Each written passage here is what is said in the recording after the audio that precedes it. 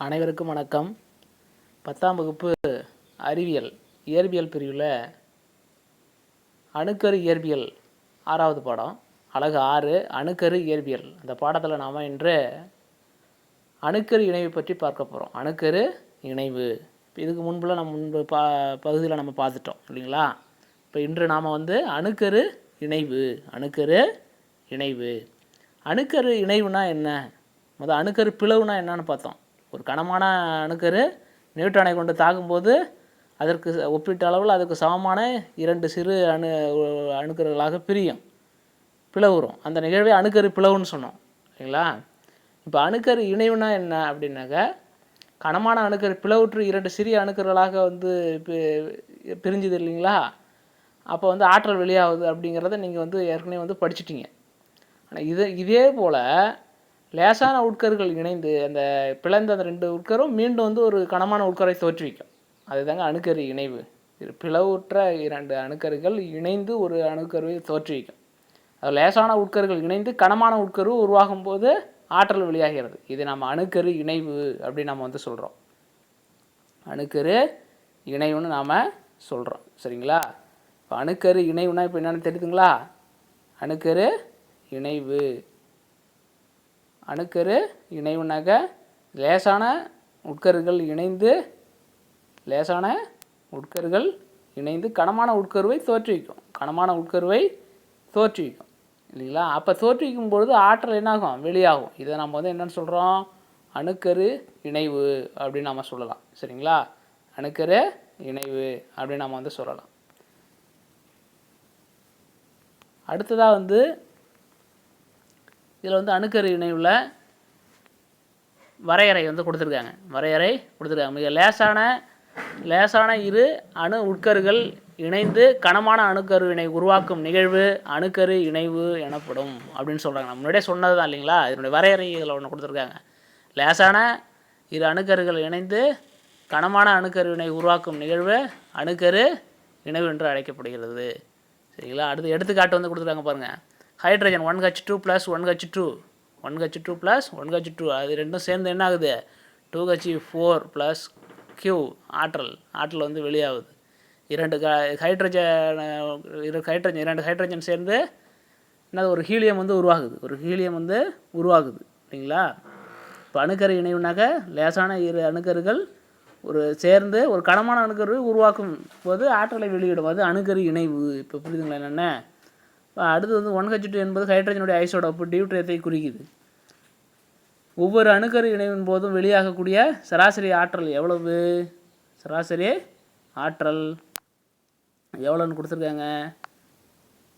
சராசரி ஆற்றல் 3.814 × 10⁻⁻12 இல்லைங்களா. அதுதான் கொடுத்துருக்காங்களா. இது என்னன்னாக்க, எப்பொழுது அதில் வெளியாகக்கூடிய சராசரி ஆற்றல், அணுக்கரு இணைவின் போது வெளியாகக்கூடிய சராசரி ஆற்றல், இது 1 மார்க் கொஸ்டினில் கேட்பாங்க. சரிங்களா. இப்போ அடுத்த ஆற்றல் ஒரு ஹைட்ரஜன் இன்னொரு ஹைட்ரஜன் 2 ஹைட்ரஜன் சேர்ந்து என்னாகுது, ஒரு 2 ஹீலியம் உருவாகுது. அப்போ நியூட்ரான் ஆற்றல் வெளியாகுது. என்னாகுது, வெளியாகுது இல்லைங்களா. அடுத்து அணுக்கரு இணைவில் என்ன கொடுத்துருக்காங்கன்னாக்க, அணுக்கரு வினையின் போது இணைவு மற்றும் பிளவு உருவாகும் சேய் உட்கருவின் நிறையானது 2 தாய் உட்கருக்களுடைய நிறைகளின் கூடுதலை விட குறைவாக இருக்கும். என்னென்னு புரியுதுங்களா. அணுக்கரு வினையில் ஏன்னா லேசான 2 பொருள்கள் ஒன்று சேர்ந்து கனமான ஒரு பொருள் உருவாகுதுங்கிற மாதிரி நம்ம எடுத்துக்குவோம். அதுதான் அதனுடைய கான்செப்ட்.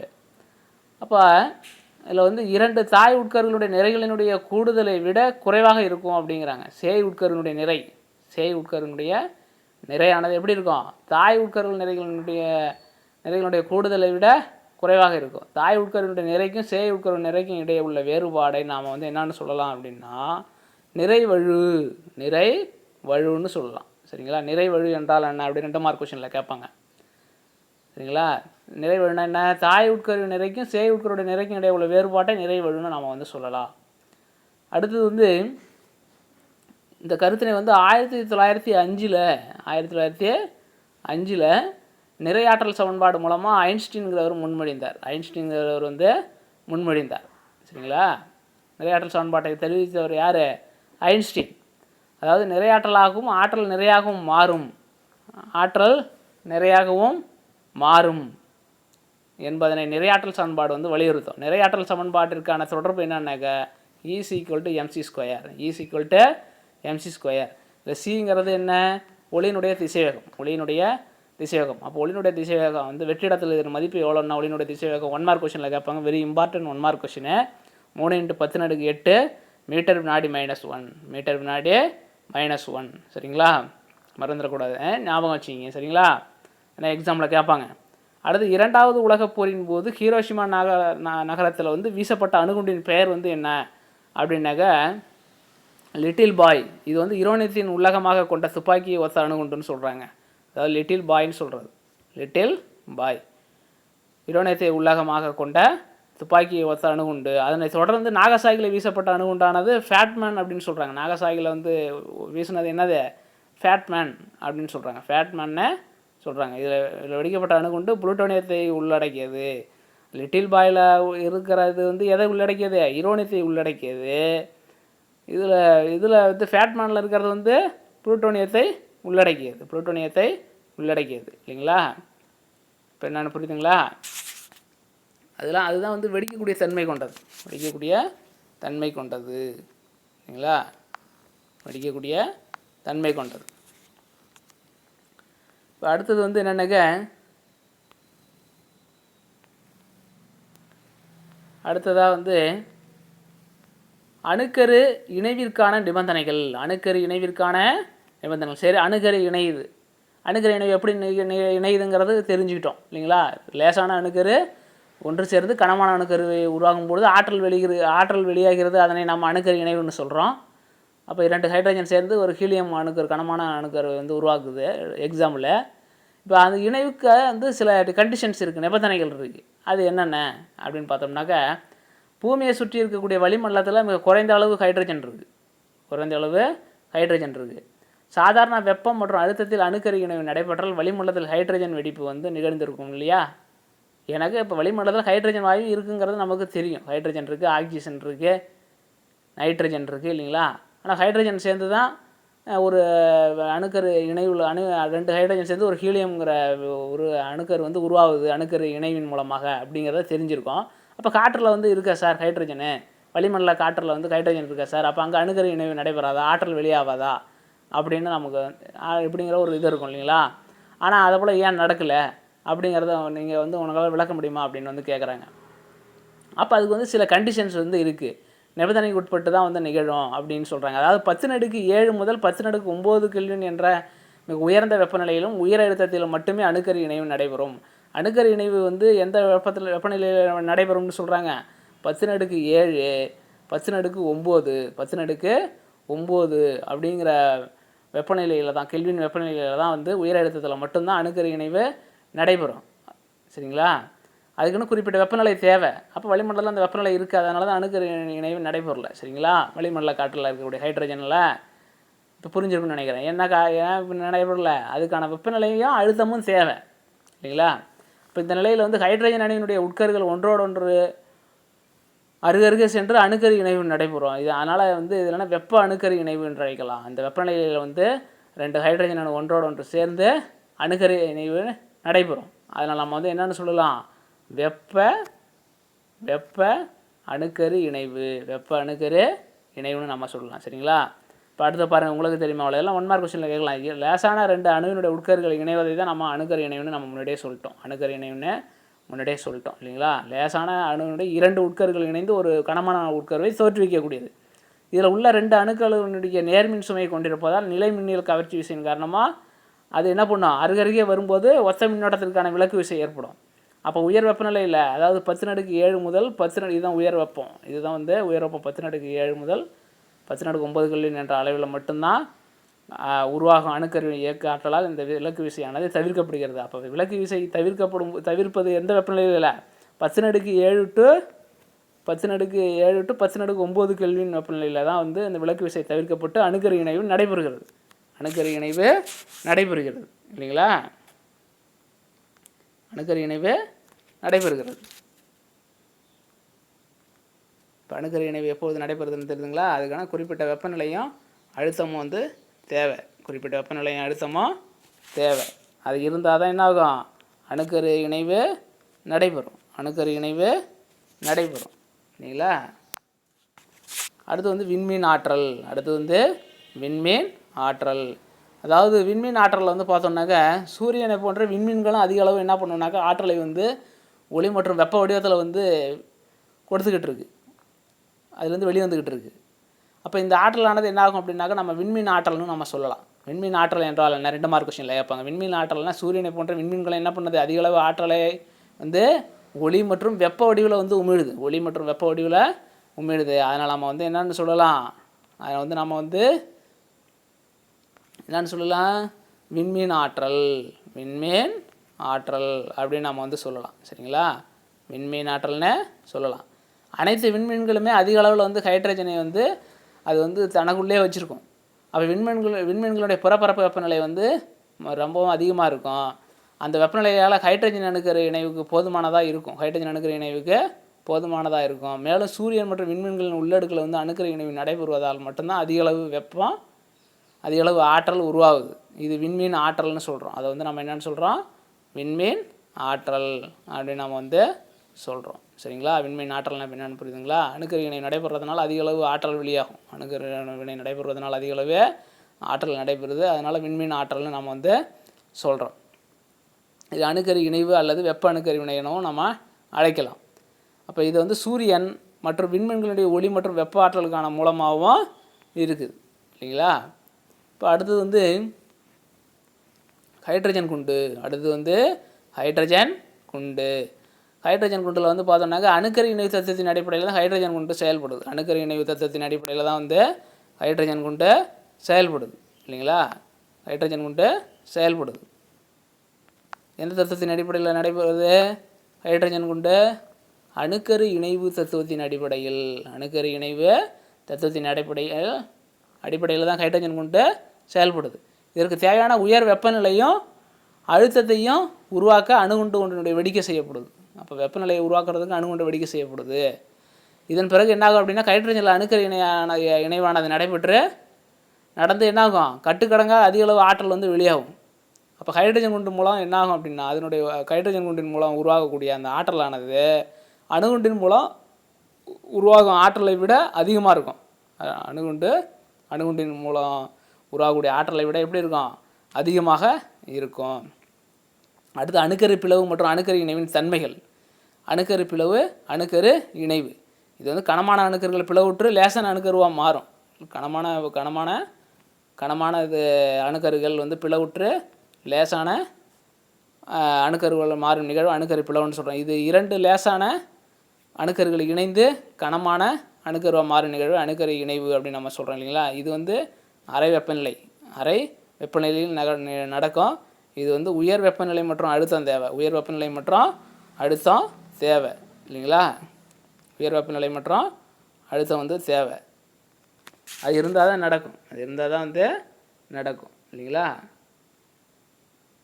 அடுத்து வந்து ஆல்ஃபா மற்றும் பீட்டா காமா கதிர்கள். ஆல்ஃபா மற்றும் பீட்டா காமா கதிர்கள். காமா கதிர்கள் வந்து வெளியாகும். ஆல்ஃபா மற்றும் பீட்டா காமா கதிர்கள் வந்து வெளியாகும். இதில் வந்து ஆல்ஃபா கதிர்கள் பாசிட்ரான்கள் மற்றும் நியூட்ரினோக்கள் வெளியாகுது. அடுத்து வந்து இதில் என்னது? அணுக்கரு பிளவு காமா கதிர்களை வெளியிடுவதால் இது வந்து என்ன பண்ணுது? மனித ஜீன்களை தூண்டி மரபியல் மாற்றத்தை உண்டாக்கி பரம்பரை நோய்களுக்கு வழிவகுக்கிறது. இது வந்து வெப்பமும் ஒளியும் வந்து உமிழப்படுது. வெப்பமும் ஒளியும் உமிழப்படுது. இதில் வந்து ஆல்ஃபா பீட்டா காமா கதிர்கள். இதில் ஆல்ஃபா கதிர் இது பாசிட்ரான்கள். ஆல்ஃபா கதிர் மற்றும் பாசிட்ரான்கள் வந்து வெளியாகுது. இதில் அணுக்கரு இணைவில் சரிங்களா? அணுக்கரு இணைவில். இப்போ அடுத்து வந்து பார்த்தோம்னாக்கா ஒவ்வொரு வினாடியிலும் 620 மில்லியன் மெட்ரிக் டன் ஹைட்ரஜன் அணுக்கரு இணைவு சூரியனில் நடைபெறுகிறது. பார்த்தீங்களா? சூரியனில் வந்து என்ன நடக்குது? அணுக்கரு இணைவின் மூலம் 620 மில்லியன் மெட்ரிக் டன் ஹைட்ரஜன் அணுக்கரு இணைவில் சூரியனில் நடைபெறுகிறதுன்னு சொல்கிறாங்க. சூரியனில் வந்து அணுக்கரு இணைவு நடைபெறுது. அதனால தான் நமக்கு ஒளியுடன் கூடிய வெப்பம் கிடைக்கிது. இப்போ ஒரு வினாடியில் 3 இன்ட்டு ஒரு வினாடியில் எவ்வளவு? அதாவது சூரியனில் அணுக்கரு இணைவு நடைபெறுவதனால தான் என்ன கிடைக்குது, நமக்கு ஒளியுடன் கூடிய வெப்பம் கிடைக்குது. ஒளியுடன் கூடிய வெப்பம் கிடைக்குது. அப்போ ஒரு வினாடியிலேருந்து 3.8 × 10⁻26 ஜூல் ஆற்றல் கதிரியக்கமாக வெளியாகுது இல்லைங்களா. அப்போ கதிரியக்கத்தின் செறிவு பூமியை நோக்கி வரும்போது படிப்படியாக குறையும். அப்போ வந்து அங்கேருந்து அவ்வளோ வெப்பமாக இருக்கும். அப்போ கீழே வந்து தொலைவு அதிகரிக்க கீழ் நோக்கி வர வர அது வந்து படிப்படியாக குறைஞ்சிடும். அப்போ பூமி அடையும் போது ஒரு வினாடியில் ஓரளவு பரப்பில் இதன் மதிப்பு எவ்வளோன்னாக்க 1.4 கிலோ ஜூல், 1.4 கிலோ ஜூல் அப்படின்னு வந்து சொல்கிறாங்க. 1.4 கிலோ ஜூல். அடுத்ததாக வந்து என்னென்னாக்க கதிரியக்கத்தின் பயன்கள். கதிரியக்கத்தினுடைய பயன்கள் என்னென்ன அப்படின்னு பார்த்தோம்னாக்க, இதில் வந்து நம்ம கதிரியக்கத்தின் மூலமாக நம்ம வந்து நிறைய கதிரியக்க ஐசோடோப்புகளை வந்து நம்ம வந்து பெற முடியும். அப்போ கதிரியக்க ஐசோடோப்புகளை வச்சு நம்ம என்ன பண்ண முடியும், மருத்துவம், வேளாண்மை, தொழிற்சாலை மற்றும் தொல்லியல் ஆய்வு போன்ற பல்வேறு துறைகளில் வந்து இந்த கதிரியக்க ஐசோடோப்புகள் வந்து பயன்படுது. கதிரியக்க ஐசோடோப்புகள் பயன்படுது. எல்லாம் 1 மார்க் கொஸ்டினில் கேட்பாங்க சரிங்களா. ஃபஸ்ட்டு வந்து வேளாண்மையில் கதிரியக்க ஐசோடோப்பினுடைய பணி என்ன அப்படின்னு பார்த்தோம்னாக்க, கதிரியக்க பாஸ்பரஸ் ஐசோடோப்பு.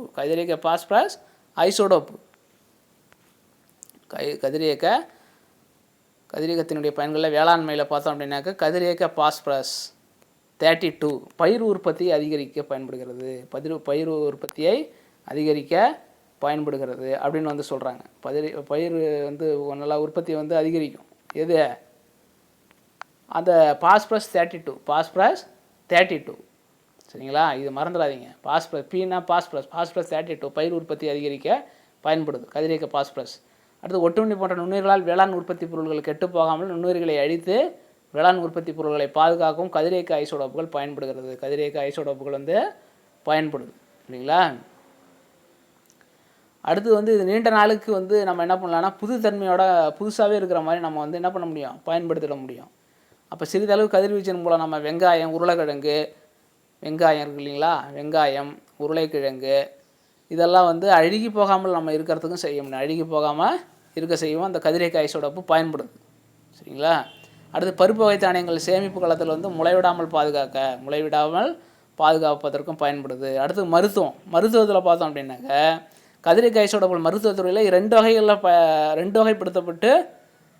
வகைகளில் வந்து வகைப்படுத்தப்பட்டு பயன்படுத்தப்படுகிறது. 2 வகைகளில் வகைப்படுத்தப்பட்டு பயன்படுத்தப்படுகிறது. ஒன்று நோயை அறிதல், இன்னொன்று கதிரியக்க சிகிச்சை. ஒன்று வந்து என்னது, நோயை அறிதல், இன்னொன்று வந்து கதிரியக்க சிகிச்சை அப்படின்னு வந்து சொல்கிறாங்க இல்லைங்களா. ஃபஸ்ட்டு வந்து கதிரியக்க ஐசோடோப்பை வச்சு என்ன பண்ணுறாங்க, நோயை அறிகிறாங்க. மருத்துவத்தில் வந்து நோய் அறிதல், கதிரியக்க சிகிச்சை அப்படின்னு சொல்கிறாங்க. அதில் வந்து ஃபஸ்ட்டு வந்து என்னென்னாக்க இரத்த சுழற்சியில் உள்ள குறைபாடுகளை அறிய, எலும்புகளினுடைய வளர்ச்சிதை மாற்ற குறைபாட்டினை அறியவும், மூளையில் உள்ள கட்டிகளை அறியவும் கதிரியக்க ஐசோடோப்பு பயன்படுகிறது இல்லைங்களா. முக்கியமானது இது. மூளையில் உள்ள கட்டியை ஒரு இது அறிய இது பயன்படுது கதிரியக்க isotope. Hydrogen, carbon, nitrogen, sulphur சில கதிரியக்க ஐசோடோப்புகள் நோய்களை கண்டறிய பயன்படுகிறது. நோய்களை கண்டறியக்கூடிய ஐசோடோப்புகள், கதிரியக்க ஐசோடோப்புகளை குறிப்பிடுகன்னாக்க என்னென்ன, ஹைட்ரஜன், கார்பன், நைட்ரஜன், சல்ஃபர் இதெல்லாம் சரிங்களா. அடுத்து கதிரியக்க சோடியம் 24 இது வந்து என்ன பண்ணுது, இதயத்தை சீராக வைக்கிறது. எது? கதிரியக்க சோடியம். அடுத்து கதிரியக்க அயோடின் 31 இது வந்து என்ன பண்ணுது, முன்கழுத்துக்களை குணப்படுத்துகிறது. அடுத்தது வந்து இல்லை 1 மார்க் கொஸ்டினில் கேட்பாங்க, நீங்கள் 2 மார்க்லையும் கேட்பாங்க, 5 மார்க்லையும் கேட்பாங்க. நம்ம தெளிவாக படிச்சிருக்கணும் சரிங்களா, நம்ம தெளிவாக தெரிஞ்சிருக்கணும் இல்லைங்களா. அயோடின் 131 முன்கழுத்துக்களை குணப்படுத்த உதவுது அந்த ஐசோடோப்பு. இரும்பினுடைய ஐசோடோப்பு இரும்பு 59 இரத்த சோகையை அடையாளம் காண குணப்படுத்த உதவுது. அடுத்தது பாஸ்பரஸ் 32 இது தோல் நோய் சிகிச்சையில் பயன்படுகிறது. அடுத்து கதிரியக்க கோபால்ட் 60 இது தங்கத்தின் ஐசோடோப்பான தங்கம் 198 ஏயு தங்கத்தின் குறியீடு. அடுத்து தோல் புற்றுநோயை குணப்படுத்த பயன்படுகிறது. கோபால்ட் 60 தோல் புற்றுநோயை வந்து குணப்படுத்துறதுக்கு வந்து உதவுது அப்படின்னு வந்து சொல்கிறாங்க சரிங்களா. இப்போ அடுத்ததாக வந்து என்னென்னாக்க அறுவை சிகிச்சைக்கு பயன்படும் சாதனங்களில் காணப்படக்கூடிய நுண்கிருமிகளை வந்து கதிரியக்கத்தின் மூலம் என்ன பண்ண முடியும், தூய்மைப்படுத்த முடியும். அந்த சாதனங்களை வந்து ஆப்ரேஷனுக்கு பயன்படுத்துகிற அந்த கருவிகளை வந்து சுத்தப்படுத்துவதற்கு இதை நம்ம கதிரியக்கத்தின் மூலம் என்ன பண்ண முடியும், தூய்மையாக்க முடியும். அடுத்தது வந்து தொழிற்சாலையில் வந்து பார்த்தோம் அப்படின்னாக்க தொழிற்சாலையில் எந்தெந்த வகையில் பயன்படுது அப்படின்னு பார்த்தோம்னாக்க தொழிற்சாலைகள் தயாரிப்பின் போது ஏற்படும் உற்பத்தி குறைபாடுகளை, விரிசல்கள் மற்றும் கசிவுகளை கண்டறிய ஐசோடோப்புகள் பயன்படுது. வந்து பயன்படுது இல்லைங்களா. அடுத்தது வந்து என்னன்னாக்க பல்வேறு தொழிற்சாலைகளினுடைய வாயுக்கள் திரவங்கள் மற்றும் திண்மங்களின் அளவை கண்டறியறதுக்கு பயன்படுது.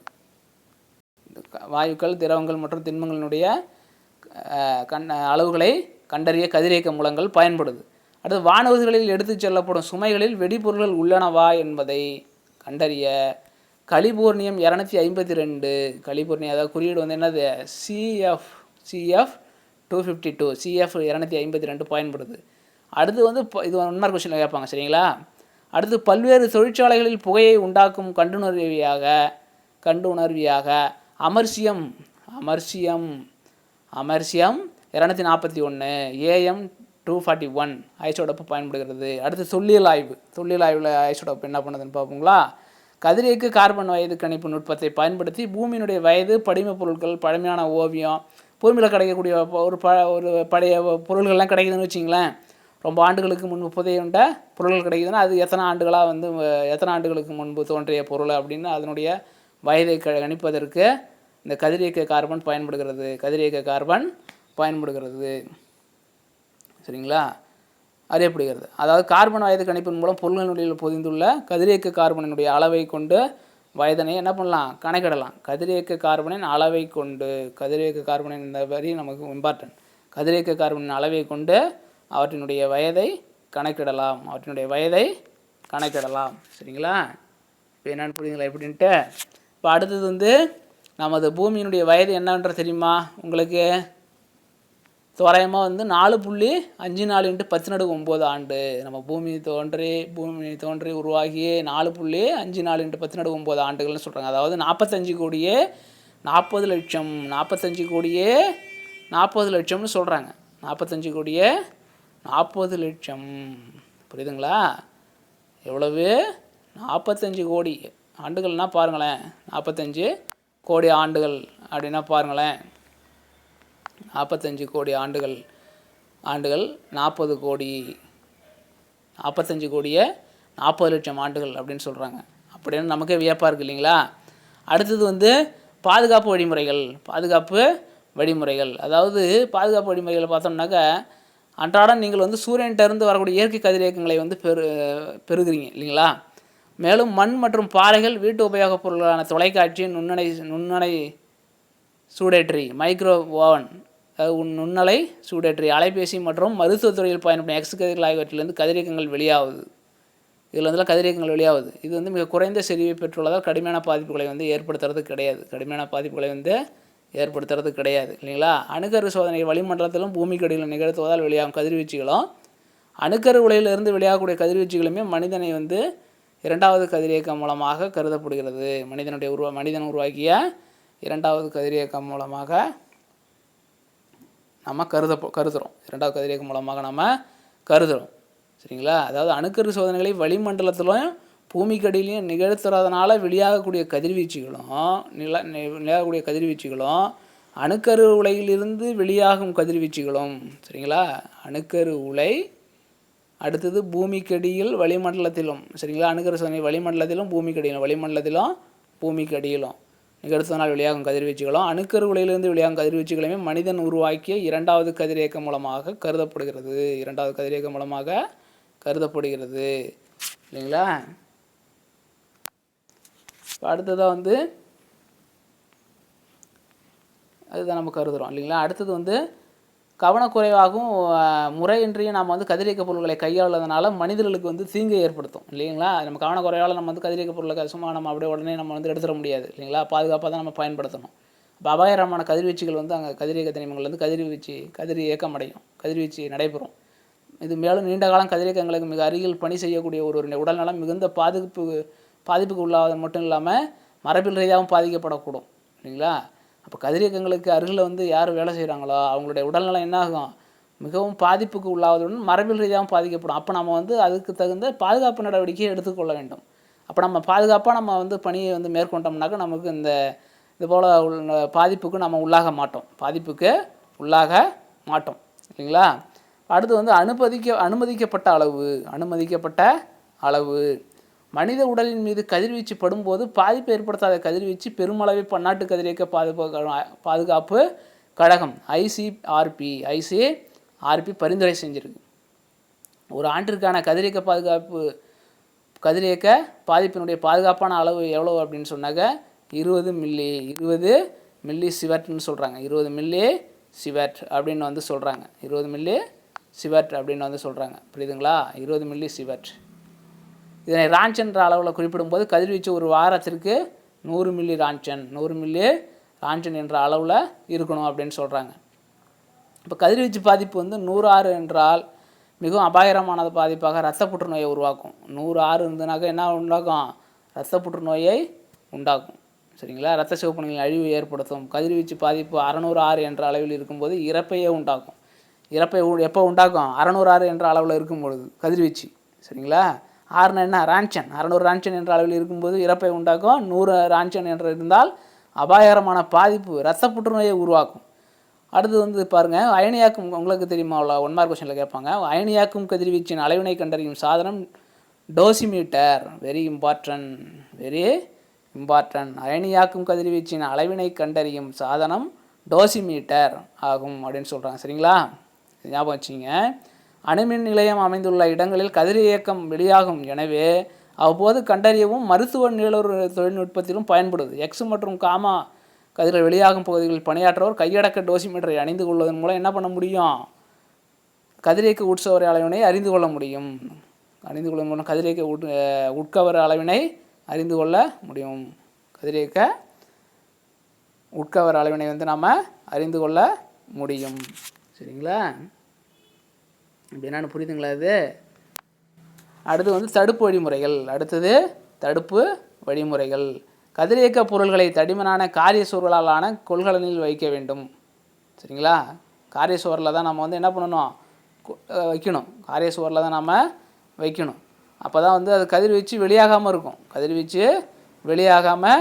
இருக்கும். அடுத்து அபாயகரமான கதிரியக்க பகுதியில் பணிபுரியோர் காரிய கையுறையை அணியணும். இப்போ 2 விஷயம் இருக்குது இல்லைங்களா? 2 விஷயம் இருக்குது. ஒன்று, நம்ம வந்து காரிய சுவரில் கதிரியக்க தனிமத்தை வந்து நம்ம காரிய சுவரில் தான் நம்ம வைக்கணும். அதே போல் வந்து கதிரியக்க பகுதிகள்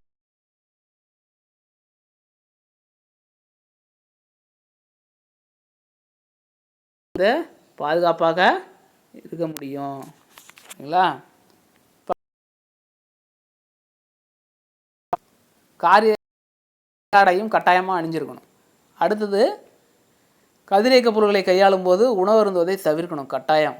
கதிரியக்க பொருட்களை வந்து கையாளும் போது நம்ம உணவு அருந்துவதன் மூலம் நமக்கு உடலுக்கு வயிற்றுக்கு போயிடும் இல்லைங்களா? அதனால் நம்ம அதை தவிர்த்தணும்.